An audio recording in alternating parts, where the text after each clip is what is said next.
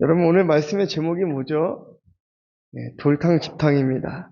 제가 이런 센스 있는 말씀의 제목을 잘 붙였으면 좋겠는데 아직 그렇게까지 머리가 잘 돌아가지가 않나 봐요. 사실은 우리들 교회 김양재 목사님의 제목을 좀 빌려왔습니다. 허락을 받았어요. 괜찮습니다. 네, 허락을 받았습니다. 여러분, 오늘 본문은요, 이 한 영혼을 돌아오게 하는 것이 인간의 힘으로는, 인간의 노력으로는 참 어렵다라는 것을 잘 알려주는 본문의 말씀인 것 같습니다.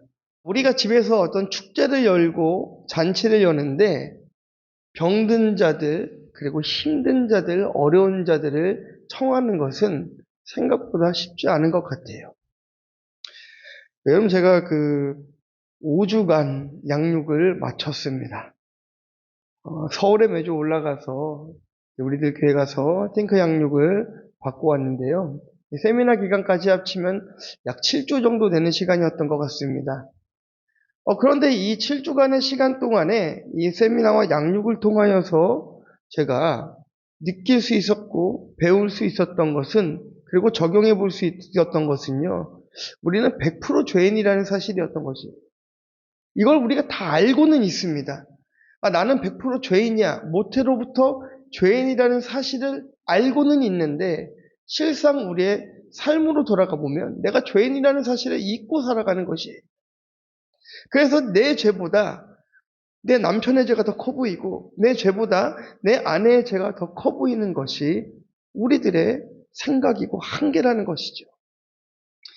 돌탕은 돌아온 탕자를 이야기하는 것이고요. 집탕은 집에 있는 형. 그런데 이게 탕자를 썼죠. 집에 있는 이 형도 탕자인 것이에요. 그래서 오늘 이 돌탕 집탕을 통하여서 돌아온 탕자, 집에 있는 탕자의 모습을 보면서 여러분들은 돌탕인지 집탕인지 한번 진단해 보시고 말씀을 통해서 오늘도 내가 죄인임을 깨닫는 귀한 시간이 되기를 주님의 이름으로 축원합니다. 여러분, 제가 어릴 때 운동을 조금 했었습니다. 지금 그렇게 보이지 않으셔도 제가 축구를 좀 했었습니다. 근데 축구를 할 때요, 인터벌이라고 해가지고 운동장을 막 20바퀴, 30바퀴 이렇게 뛰게 해요. 계단 오르기 내리기를 정말 그 체력이 다 떨어질 때까지 합니다. 더 얄미운 것은요, 껌을 줘요. 물을 못 마시게 하거든요. 근데 껌을 줘요. 껌을 먹으면은 이게 침이 막 고이잖아요. 이걸 삼키려고 하는 찰나에 코치님이 부릅니다. 침 뱉어. 단맛만 입에 남고 이거는 계속 뱉어내라고 그래요. 우리 몸의 한계를 계속 끌어내는 거예요. 어디까지 체력을 쓸 수 있는지 막 한계를 계속 끌어냅니다. 그 이유가 뭔지 아십니까? 내 안에 있는 이 한계를 발견해야 내가 어디만큼 어디까지 발전할 수 있는지가 보이기 때문인 것이에요. 탕자는 허랑방탕한 생활을 하고 주님 품으로 돌아왔습니다. 그러나 집에 있는 형은 오히려 탕자를 받아주는 아버지에게 대드는 것이죠. 그래서 오늘 말씀을 통해서요, 누가 진정한 의인인가? 말씀 앞에서 누가 죄인인가? 이것들 여러분들과 한번 나눠보고자 합니다. 첫 번째는 돌탕입니다. 이게 지금 말씀이 11절부터 24절까지의 말씀인데요. 너무 길어요. 그래서 여러분들과 다 읽지는 않겠습니다. 하지만 말씀 중간중간에 계속 여러분들과 말씀을 보기 때문에 괜찮을 것 같습니다. 여러분, 둘째 아들, 이 탕자는요, 아버지가 계신 집안에서의 삶보다 밖에 있는 삶을 꿈꾸면서 살았어요. 그래서 집을 떠나면 뭔가 큰 만족이 있을 것만 같다라고 생각이 들었습니다. 여러분, 아이들이 20살만 되면 외치는 게 뭐죠? 독립을 외치잖아요. 독립. 그토록 독립을 외치는 이유가 무엇입니까? 여러분들도 그러지 않으셨어요? 학생 때 내가 20살만 되면. 어떤 학생은 그러더라고요. 20살만 되기를 기다린대요. 19살이 지나는 12시가 되기만을 기다린대요. 왜 그러니? 그랬더니 12시가 땡 하면은 나이트클럽에 가겠대요. 그거를 너무너무 꿈꿨다고 합니다. 그래서 실제로 12시가 되자마자 땡 치자마자 나이트클럽에 갔더니 그 나이트클럽 안에 다 19살 친구들밖에 없더래요. 그만큼 일탈을 꿈꾸는데 이 탕자가 그랬습니다. 아버지가 계신 그 집안에서 살아가면 참 좋았을 텐데 다른 곳에서 살아가면은 얼마나 큰 만족이 있을까? 그것을 생각하면서 살았어요. 뭔가 아버지와 함께 있으니까 내 뜻을 펼치지 못하는 것처럼 느껴졌을 것입니다. 그러니까 아버지만 보면 막 짜증이 나고 숨이 막히는 거예요. 그리고 아버지의 걱정 어린 말들이 그에게는 잔소리로만 들렸던 것이에요. 탕자에게 아버지는 그냥 돈 많은 아버지, 빨리 죽어야 하는 그 재산만을 보면서 살았던 것이죠. 여러분, 당시의 그 상속 절차를 보면은요, 작은 아들에게 3분의 1, 그리고 큰 아들에게 3분의 1을 상속할 수 있게 돼 있었습니다. 아버지의 재산을요. 그런데 아버지의 유산을 받는데 아버지가 살아있을 때 그 유산을 받으면 그 3분의 1에 3분의 1을 받을 수 있어요. 그러니까 말하자면 아버지 재산의 9분의 1의 재산을 받을 수가 있는 것입니다. 이 9분의 1 재산밖에 받지 못하는데도 죽지 않은 아버지에게 유산을 내놓으라고 땡깡을 부리는 것이죠. 자신의 주제도 모르고 제대로 된 유산이 아니어도 그냥 막 달라고 막 땡깡을 부리고 있는 것이에요. 근데 여러분 또 이것도 있습니다. 그 당시의 법을 보면은요, 부동산은 또 처분할 수가 없어요. 말하자면 유산을 물려주어도 그거를 팔 수 있는 권리가 그들에게 없다라는 것이에요. 살아있는 아버지에게 유산을 요구한 것도 그 당시의 관습으로 볼 때 도덕적으로 용납하기 너무너무나 힘든 아주 무례한 것이었습니다.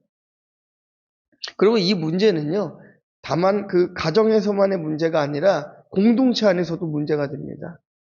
공동체 안에서 이런 둘째 아들과 같은 그런 자녀들은요, 치리할 수가 있어요.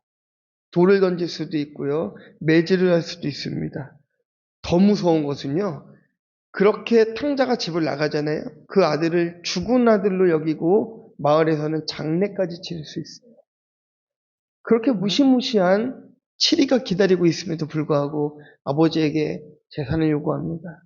또 아버지는 또 얼마나 수치스럽겠습니까? 아버지의 권위를 짓밟고 명예를 더럽힌 이 아들을 아버지는 참 미워할 수밖에 없었겠죠. 안타까운 것이죠. 자, 여러분들 탕자가 재물을 다 모아가지고 이제 먼 나라로 갔습니다. 네. 갔는데 다 팔아서 갔어요. 모든 것을 다 현금화해서 갔습니다. 이 말인즉슨 무슨 얘기입니까? 여러분이 살고 있는 집을 다 팔아서 서울로 간다는 건 무슨 의미예요? 다시 돌아오지 않겠다라는 것이죠. 탕자가 모든 재산을 다 현금화해서 돈으로 바꿔서 먼 나라로 갔다는 것은 다시 아버지께로 가고 싶지 않다라는 것이에요. 먼 나라를 가고 싶다는 것입니다. 참 이해가 되질 않아요. 가정에서 어떤 상처가 있는지는 모르겠지만 탕자의 마음속에는 알 수 없는 그런 열등감들이 있었던 것 같습니다. 근데 여러분 여기서 허랑방탕했다라고 말씀이 이야기하고 있는데 이 허랑방탕이라는 것은 구원받지 못했다라는 의미도 내포하고 있어요. 처음에는 그 많은 돈을 가서 먼 나라로 가니까 잘 살 것만 같아요. 근데 시간이 지나니까 어떻게 됐습니까? 모든 사람들에게 배반을 당합니다. 아들의 잘못된 동기를 알면서도 이 유산을 허락한 아버지의 마음이 바로 하나님 아버지의 마음이 아닐까 우리는 생각해 볼 수 있는 것이죠. 예, 로마서 1장 28절 말씀 한번 볼까요? 또한 그들이 마음에 하나님 두기를 싫어하며 하나님께서 그들을 그 상실한 마음대로 내버려 두사 합당하지 못한 일을 하게 하셨으니 탕자가 딱 이랬습니다. 하나님을 마음에 두기 싫어했어요. 아버지를 마음에 두기 싫어했어요. 그렇게 아들이 떠납니다. 그런데 여러분, 그렇게 떠나는 아들을 아버지가 빨리 붙잡아야 되는 거 아니에요? 빨리 붙잡아야 되는 거잖아요. 정신 차려라 하고 빨리 붙잡아야 되는데 아버지가 그를 붙잡지를 않습니다. 상실한 마음 그대로 내버려 두는 거예요. 내버려 두는 거예요. 여러분 어떤 부분에서 신앙도 가족도 다 끊고 내 뜻대로 하고 싶은 강한 욕망이 여러분들에게 있는지 한번 여쭤보고 싶습니다. 그래서 이 탕자와 같이 욕심으로 인하여서 허랑방탕으로 빠졌던 경험들이 있는지 여러분 궁금합니다. 집에 가셔서 한번 가족들과 이 부분을 나눠보시면 참 좋을 것 같습니다. 제가 중국에서 유학할 때에 한 재벌집의 아들이 유학을 왔었습니다. 저는 좀 가난했어요. 그래서 그 재벌집 형이 좀 부러웠습니다. 언젠가 그 집에 놀러 갔는데 혼자 사는 아파트가 뭐 으리으리해요. 가서 이제 라면을 끓여 먹자. 우리끼리 이제 학생 때니까요. 뭐 고등학생 때니까 비싸봐야 얼마나 비싼 음식을 먹겠어요. 중국에서 제일 먹고 싶었던 라면은 한국 신라면이었습니다. 그래서 라면을 한 개씩 끓여 먹기로 했어요. 그랬더니 이제 그 형이 이제 마트에 전화를 합니다. 배달을 시키는데 저는 이제 집에서 먹을 때 뭐 라면을 한 개, 두 개 이렇게 주문해 먹는데 거기는 박스로 주문을 하더라고요. 라면을 한 박스씩 막 주문을 해요. 그리고 집에 옷장을 열어봤더니 막 명품이 쫙 깔려 있는데요. 눈이 막 반짝반짝합니다. 우리 집사님들 가시면은 막 좋아하실 거예요. 향수가 막 자기 책상에 쫙 올려져 있고요. 시계가 정갈하게 막 있는 거예요. 그것만 다 갖다 팔아도 한 집은 살 수 있을 것만큼 그렇게 비싼 시계들이 많았습니다. 그런데 학교를 안 나가요. 학생인데 매일 술에 취해 있어요. 나가지를 않아요. 그럼에도 불구하고 그 아버지가 계속해서 돈을 보내주고 명품을 사주고 합니다. 그러니 그 선배가 어떻게 됐겠습니까? 고등학교도 제대로 졸업하지 못했습니다. 자, 여러분, 우리 14절 말씀 함께 읽어보겠습니다. 시작. 다 없앤 후 그 나라에 크게 흉년이 들어 그가 비로소 궁핍한지라. 그래서 여러분, 아들도 아버지도 다 없앤 후까지 기다려야 되는 거예요. 그 나라에 크게 흉년이 들었다는 것은요, 여러분, 징벌입니다. 그가 이상향으로 생각했고 그 나라에 가면 행복할 것 같다라고 생각했던 나라에 가서 온갖 즐거움과 자유를 누렸는데 그 결과는 흉년이었던 거죠. 나라님도 막지 못한다는 그 흉년이 들었다는 것입니다. 여러분들 가정 가운데 어떤 고난과 흉년이 들었다면 여러분 감사해야 됩니다. 왜냐면은요, 비로소 궁핍하기를 하나님께서 기다리신 거예요. 그래서 여러분 제가 말씀드릴 때마다 고난을 즐기시라고 말씀드리고 고난을 당하시라고 말씀드립니다. 그리고 다음 세대에게 어떻게 하면 복을 받는지에 대한 메시지만을 계속해서 가르칠 것이 아니라 어떻게 고난을 잘 당해야 되는지를 알려줘야 된다라고 늘 외치는 이유가 바로 여기에 있습니다. 고난을 당해야 돼요. 궁핍해져야 돼요. 그래야 돌아올 수가 있는 것입니다. 탕자가 남은 것이 하나도 없고 모든 것을 다 소진해야만 아버지께로 돌아갈 수 있는 것입니다.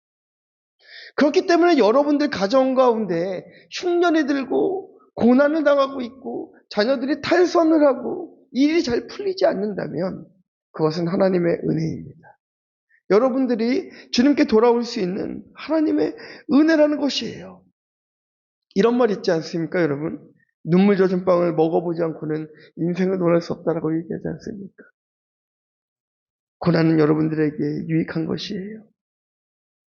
나의 잘못된 결정 하나 때문에 그 나라까지 흉년이 될 수 있다는 것이죠. 나의 잘못된 결정 하나, 내가 주님 앞에 불순종한 그 사건 하나가 여러분들의 가정을 고난 속으로 몰아넣을 수 있다는 것입니다. 자, 15절 말씀 보겠습니다. 가서 그 나라 백성 중 한 사람에게 붙여 사니 그가 그를 들로 보내어 돼지를 치게 하였는데, 자, 여러분, 돼지를 치게 했습니다. 하지만 이 처음 경험해보는 비로소 궁핍한 단계, 이것도 아직까지 낮아지지 않았습니다. 돼지를 치는 데까지 갔습니다. 근데 그것으로도 안 됐습니다. 돼지 먹는 쥐염 열매로 배를 채우고자 했어요. 그 단계까지 갔는데도 탕자가 깨닫지 못했습니다. 언제 탕자가 깨달았습니까? 쥐염 열매가 없어서 먹지 못하는 단계까지 갔을 때야 비로소 탕자가 깨달았다는 것이에요. 여러분들의 인생에 여러분들은 어떤 단계에 있습니까? 비로소 궁핍한 단계에 계십니까? 아니면 돼지를 치는 단계에 있습니까? 아니면 돼지 먹는 쥐염 열매도 먹는 단계까지 가 계십니까? 쥐염 열매도 없어 못 먹는 단계까지 여러분 이르셨습니까? 그럼 진짜 배고프면은요, 정말 이 빵 한 톨도 아깝습니다. 제가 탈북사역했잖아요. 제가 현장에서 탈북자들 만나지 않았습니까? 네, 뭐 지역을 말씀드릴 수 없지만 이렇게 강에서 흘러내려온 이 탈북자들을 만나면은요, 배가 이렇게 쩍 꼬라 있습니다. 여러분, 그들에게 쌀 한 톨, 밥 한 숟가락이 얼마나 소중한지 아십니까? 우리가 배불러서 더 먹을 수 없는 고기를 그들은 그 한 점을 먹기 위해 얼마나 많은 고통을 감내하고 있는지 아십니까? 모르는 거예요. 그들의 고통을 우리가 다 이해할 수 없는 거예요. 왜냐하면요, 우리가 배고파 보지 않았으니까요. 우리 어르신들이 지금 세대를 바라보면서 가장 답답한 게 무엇입니까? 요즘 세대 이런 얘기들 많이 하세요. 요즘 세대 아이들은 절박함이 없다라고 합니다. 그런 얘기들 참 많이 하시거든요. 왜 일을 안 하냐 이거예요. 150만 원, 200만 원 받는 데서는 왜 일을 안 하냐 이런 얘기들 많이 하세요. 그들이 왜 그럴까요? 쥐염 열매도 없어서 먹지 못하는 단계까지 가지 못했기 때문인 것이고요. 그런 그들의 책임이 있는 것이고요. 그런 그들을 사지로 몰지 않고 계속 먹을 것을 준 여러분들에게도 그 책임이 있는 것입니다. 우리 그리스도인들, 다음 세대 그리스도인들이 왜 탕자가 되었습니까? 우리가 그들을 기다려주지 않았어요. 그들의 어려움이 있을 때에 어려움 속으로 더 몰아낸 것이 아니라 그들을 건져내는 것에만 급급했기 때문에 그들은 계속해서 나락으로 가는 것이. 그 결과가 어떻게 됐습니까? 다음 세대는 3%대밖에 안 되는 우리나라의 현실이 되어 버린 것이죠. 연민으로 자꾸 도와주면 한 사람 망할 것, 10사람, 100사람, 나라가 망하는 것입니다. 그래서 우리는요, 사랑하는 법을 좀 바꿔야 되는 것 같아요. 좀 강하게 키우세요. 네, 성도도, 여러분 자녀도 강하게 키우시기를 주님의 이름으로 축원합니다. 자, 여러분, 전 재산이 허비되어서 구원을 얻을 수 있다면 그 편을 택하는 게 낫지 않겠습니까? 어떤 아들이 돈을 너무 쉽게 써버리니까 아버지가 절대로 저 아들에게는 돈을 줘서는 안 된다. 이렇게 다짐을 하셨대요. 내가 하루는 그 아들이 아버지에게 편지를 썼답니다. 네. 당신의 아들이 굶음. 이렇게 편지를 보냈대요. 그러니까 아버지가 답장을 했습니다. 어떻게 했을까요? 굶어 죽어라, 애비. 이렇게 보냈답니다. 아들이 큰 상처를 입었어요. 내 아버지가 맞나? 정말 내 아버지가 맞나? 큰 상처를 입고 아버지와 연을 끊고 멀리 갔습니다. 거기서 열심히 일했어요. 살기 위해서 열심히 일했어요. 어느 날 열심히 일하다 보니까 성공을 좀 했습니다. 그 돌이켜보니까 아버지의 깊은 뜻을 이해할 수가 있었던 거예요. 그래서 아버지를 찾으러 고향에 내려갔습니다. 갔더니 이미 아버지는 1년 전에 돌아가셨더라고 그래요. 그리고 아들에게 편지를 하나 남겼습니다. 아들아, 내가 하루도 너를 생각하지 않을 때가 없었다. 네가 정신 차리고 잘 살기를 바라서 그런 답장을 보낸 것이다. 그런데 네가 나를 찾아오지 않는 것을 보니 잘 살고 있는 것 같아 도리어 다행이다. 하루도 너를 위해 눈물을 흘리지 않은 적이 없었단다. 여러분 이것이 정말 아버지의 마음 아닙니까? 스스로 가난하기를 청하는 자 외에는 모두 가난을 수치로 여깁니다. 나는 예수 믿기 때문에 가난하게 살면서도 기쁘다라고 자랑해야 되는데 그것이 여러분 수치로 다가온다면 그 가난은 여러분들의 징벌이자 고난인 것입니다.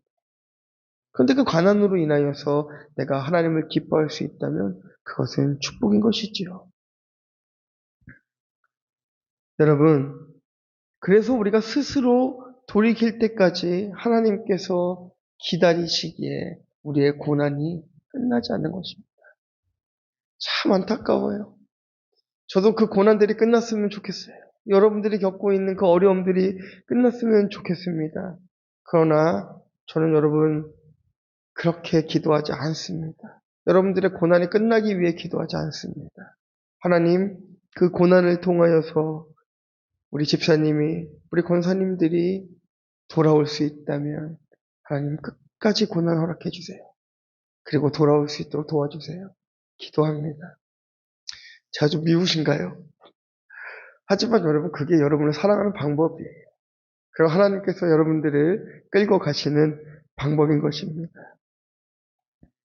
자, 17절 18절 말씀 보겠습니다. 이에 스스로 돌이켜 이르되 내 아버지에게는 양식이 풍족한 품꾼이 얼마나 많은가. 나는 여기서 추려 죽는구나. 내가 일어나 아버지께 가서 이르기를 아버지 내가 하늘과 아버지께 죄를 지었사오니. 여러분 탕자가 좀 치사하지만 배가 고픈 거예요. 이제 내가 먹기 위해서는 무슨 일이라도 해야겠다라고 다짐을 합니다. 뭐 탕자 안에 이제는 뭐 어떤 원망도 욕심도 허풍도 아무것도 없습니다. 이렇게 내려오니까 자기 주제를 아는 거예요. 알게 되었습니다. 그리고 탕자가 고백합니다. 하늘과 아버지께 죄를 지었다라고 고백합니다. 고난이 있으니까요. 그것도 먹을 것이 하나도 없으니까 내가 100% 죄인이라는 것이 막 깨달아진 것입니다. 가난하니까 자기 죄를 보게 됐어요. 자기 죄를 깨닫지 못하면 우리가 원망만 하는 것이에요. 원망만 하는 것입니다. 그래서 그 죄의 특징이 원망입니다. 하지만 우리는 망하고 쫓겨나는 사건 속에서 하늘아버지께 지었던 죄들을 깨달아야 되는 것입니다. 지난번에도 제가 말씀드렸지만 우리가 늘 피해자이기 때문에 죄를 보기가 참 어려워요. 그러나 그 속에서도 우리는 모태로부터 죄인이라는 이 고백을 주님 앞에 드릴 수 있어야 되는 것입니다. 자, 이제 이 탕자는 아버지께로 갈 준비를 하고 있습니다. 19절입니다. 지금부터는 아버지의 아들이라 일컬음을 감당하지 못하겠나이다. 나를 품꾼의 하나로 보소서 하리라 하고 자기 죄를 보게 되니까 이 둘째 아들은 자기 주제를 알게 되니까 내가 아들로 불릴 자격도 없구나라는 것을 통감하는 거예요. 이전에는 자기가 무슨 대단한 사람인 줄 알았던 것입니다. 아버지께 당당하게 가서 내 목소리 내놓아라 이러는 거예요. 여러분 저도요. 큰 교회에서 사역을 할 때는 제가 잘하는 줄 알았어요. 2,000명, 3,000명 이렇게 앉아있고, 기타 한번 땡 치면은 사람들이 막 손들고 찬양하고 은혜 받고, 제가 잘하는 줄 알았어요. 근데 어느 날, 무서운 순간이 다가왔습니다. 언제였냐면요. 찬양을 하고 있는 제 자신의 은혜를 받지 못하고 있는데, 사람들은 다 은혜를 받고 있어요. 와, 온몸에 소름이, 지금도 그 생각을 하면요, 머리가 막 삐죽삐죽 섭니다. 이렇게 거짓된 모습으로 하나님을 예배한다라고 앞에 서 있는 그 가증한 모습들이 얼마나 무서웠는지 몰라요. 이것이 죄라는 것이 깨달아지니까요. 여러분, 이 강대상에 서서 여러분들에게 말씀을 전하는 이 시간이 즐겁기도 하지만 두렵고 떨림으로도 다가오는 것이에요. 한 주일의 삶을 정말 거룩하게 살아내야겠구나. 내가 부끄러움 없이 여러분들 앞에서 설교하기 위해서 한 주간을 깨끗하게 살아야겠구나. 이것들을 막 다짐하게 되는 것이. 탕자가 회개하고 품꾼의 하나라도 일컬음을 감당하지 못하겠다라고 고개를 숙였습니다. 참 회개의 모습은 바로 이런 겸손함인 것이에요. 여러분들이 죄인이라는 고백이요, 그냥 나만 사는 것이 아닙니다. 여러분의 자녀도, 남편도, 직장 동료도, 이 세상 사람들도, 나라도 살릴 수 있는 것이 우리가 죄인이라는 고백인 것이에요. 내가 죄인임을 알면은요, 못할 일이 없기 때문인 것입니다. 자, 우리 20절 말씀 함께 보겠습니다. 이에 일어나서 아버지께로 돌아가니라. 아직도 거리가 먼데 아버지가 그를 보고 친근히 여겨 달려가 목을 안고 입을 맞추니. 죄를 미워하면서도 청산하지 않는 것은 여러분 회개가 아닙니다. 마음먹었으면 행하는 것입니다. 여러분, 탕자가 다가오는데요. 아버지가 달려갑니다. 아버지가 멀리 있는 탕자를 볼 수 있었던 것은 지금 낮 시간인 것을 우리가 좀 알 수 있겠죠. 그런데 여러분, 여기서 아버지가 달려가는데 이 헬라어로 트레코라고 그래요. 이 트레코라는 단어가 어디서 파생이 되냐면요, 육상 선수가 전력 질주하는 그 모습을 트레코라고 합니다. 아버지가 아들을 보면서 전력을 다해서 뛰어가는 거예요. 근데 그 당시에 아버지가 그렇게 뛰어간다라는 것은 자신의 어떤 지위와 채통을 다 버린 거예요. 체면을 다 버린 거예요. 아버지가 그렇게 아들을 향해서 달려가는 이유가 무엇입니까? 그 당시의 법으로 그 아들이 돌아올 때요, 사람들이 돌을 던질 수 있거든요. 그 아들이 아픔을 겪을 수 있거든요. 수치를 당할 수 있거든요. 그러니까 아버지가 아들이 수치를 당하지 않게 하기 위해서 당신이 수치를 당하면서 그 체면이고 뭐고 상관없이 달려가가지고 아들을 끌어안는 거예요. 아들이 당해야 되는 그 수치를 아버지가 다 감싸버린 것입니다. 그 아들이 뭔데 그래요? 아버지에게 대들고 나간 그 아들, 유산을 달라고 했던 그 아들이, 여러분, 뭐가 이뻐서 그 아들을 가서 껴안습니까? 하나님께서는요, 죄 많은 여러분들을 사랑하시는 거예요. 의인은 여러분들을 사랑하는 것이 아니라 죄인은 여러분들을 사랑하는 것이에요. 그렇기 때문에 우리가 오늘도 이 자리에 앉아 있을 수가 있는 것입니다. 우리가 회개했기 때문에, 탕자가 회개했기 때문에 아버지가 그를 받아주신 것이 아니라 아버지는 언제나 그 자리에서 그를 기다리고 계셨던 것이에요. 탕자가 회개하지 않고 돌아왔어도 아버지는 가서 그를 알아줬을 것입니다. 그래서 여러분, 가장 교만한 생각이 어떤 생각이냐면요, 내가 하나님 앞에 이만큼 했는데 하나님 나에게 이만큼은 해주셔야 되는 거 아닌가?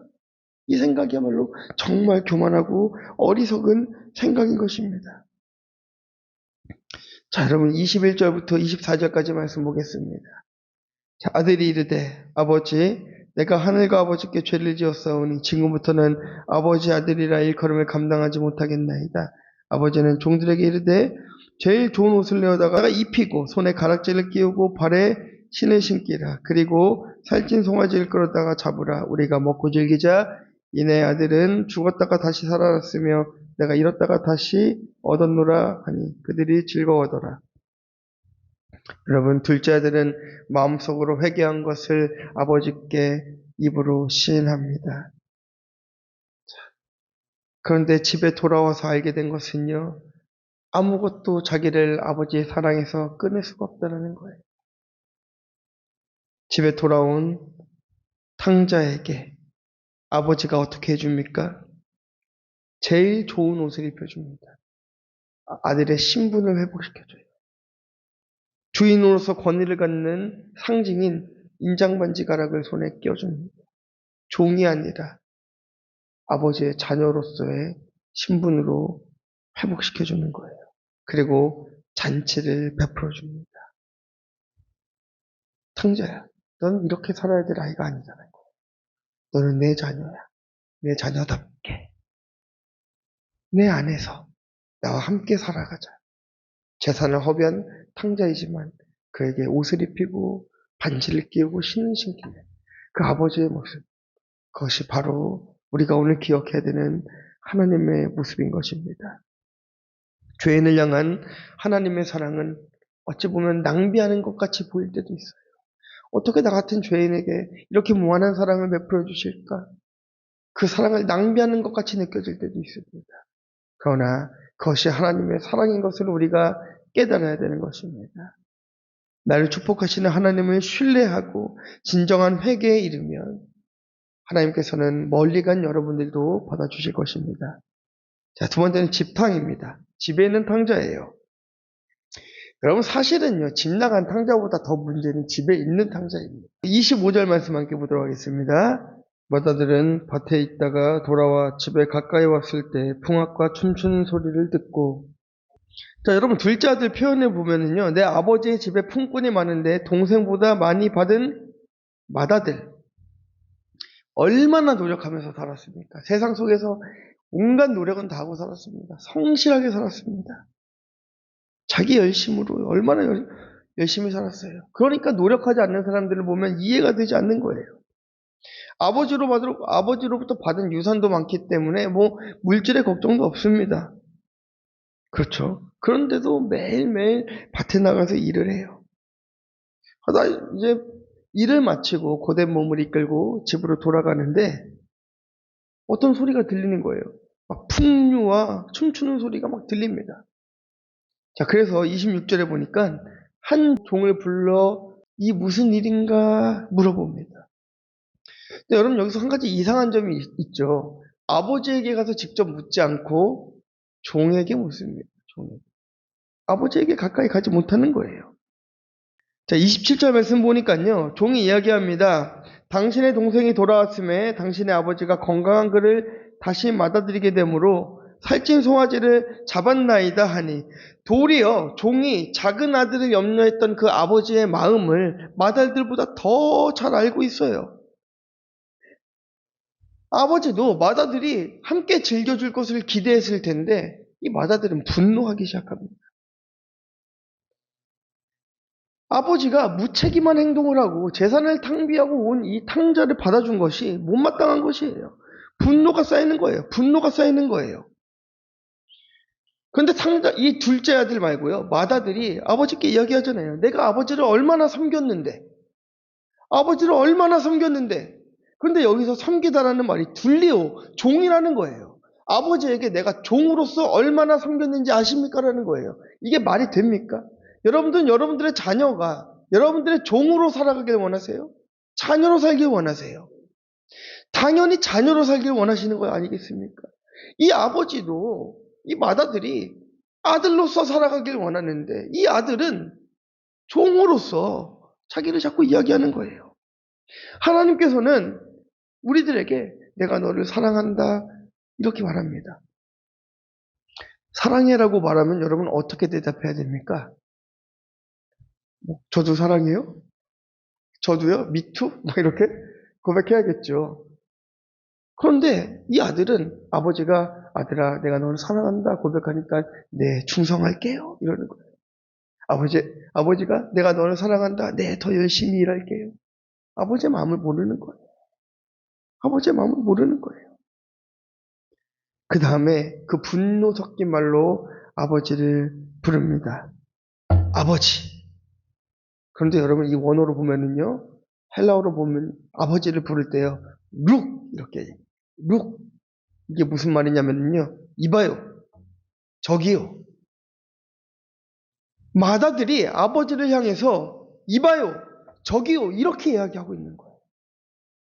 그렇게 나는 충성했다라고 생각했는데 이 맏아들은 아버지에게 막말을 쏟아대는 것이죠.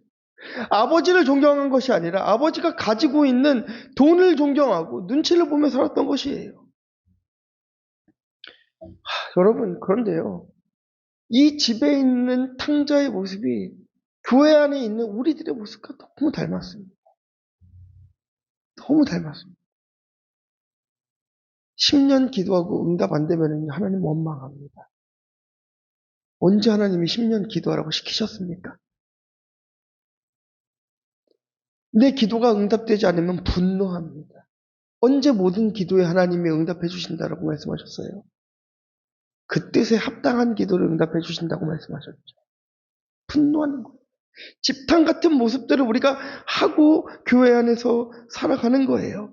자기 수양과 자기 영성으로 우리가 우리를 치장하고 있지만 의로운 교만으로 서러움과 분노로 아버지는 없고 오직 자신을 몰라주는 불공평한 늙은이로 생각하고 그에게 룩하며 대들고 있는 것이에요. 여러분 지금 이 모습이 누구의 모습입니까? 회개하기 전에 탕자의 모습과 똑같은 거예요. 그러니까 맏아들도 사실은 둘째 아들과 다르지 않은 것입니다. 여러분 정말 안타까운 것은요. 차라리 이 맏아들도 탕자와 같이 재산을 가지고 가서 그냥 허비하고 바닥을 치고 내려가서 깨닫고 돌아왔으면 정말 좋았을 텐데 그럴 용기는 또 없어요. 우리 그러지 않습니까, 여러분? 특히 모태신앙들 그렇습니다. 주일날 교회에 빠질 용기가 없어요. 물론 주일을 성수해야 되지만 표현하자면 그렇다는 것입니다. 한편에 찝찝함이 있거든요. 그 찝찝함 가지고 나옵니다. 그것도 하나님 받아주시죠. 그러나 말씀드리고자 하는 것은 무엇이냐면요. 바닥까지 그 고난을 우리가 경험하려고 하지 않는다라는 것이에요. 어떻게든 그 고난에서 벗어나고자 몸부림칩니다. 세상적인 온갖 방법들을 다 사용합니다. 그런데 다 실패해요. 다 실패해요. 이 바다들은 겨우 바란 것이 무엇이었어요? 염소 새끼 하나 바른 것이에요. 염소 새끼 하나 받아들인 것입니다. 여러분, 우리가 죄를 고백한다는 것은요, 대단히 중요합니다. 제가 우리들 교회 가서 그 세미나를 하고 양육을 받고 충격을 좀 받았어요.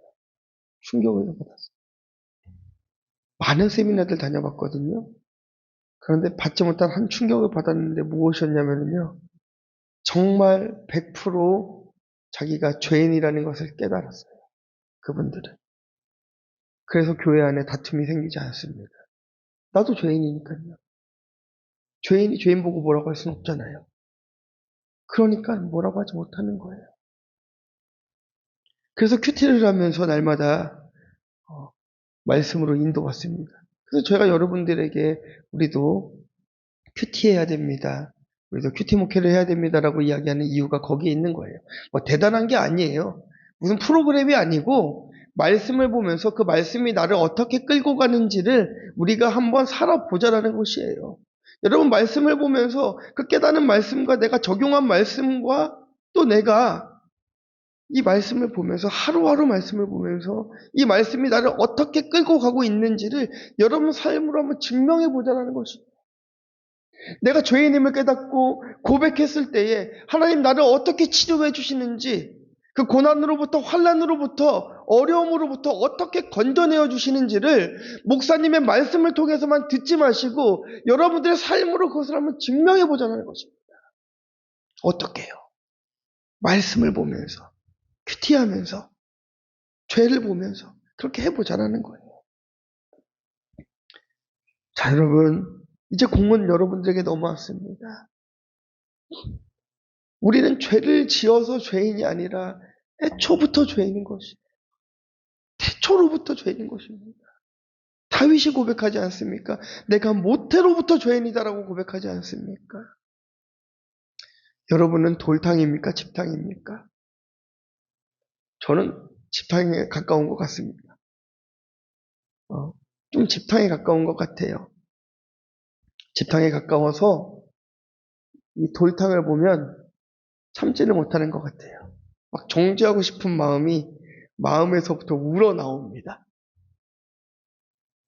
막 방황하고 있는 사람들, 청소년들, 청년들, 성도님들을 보면 이 집탕의 모습이 실이 막 드러나요.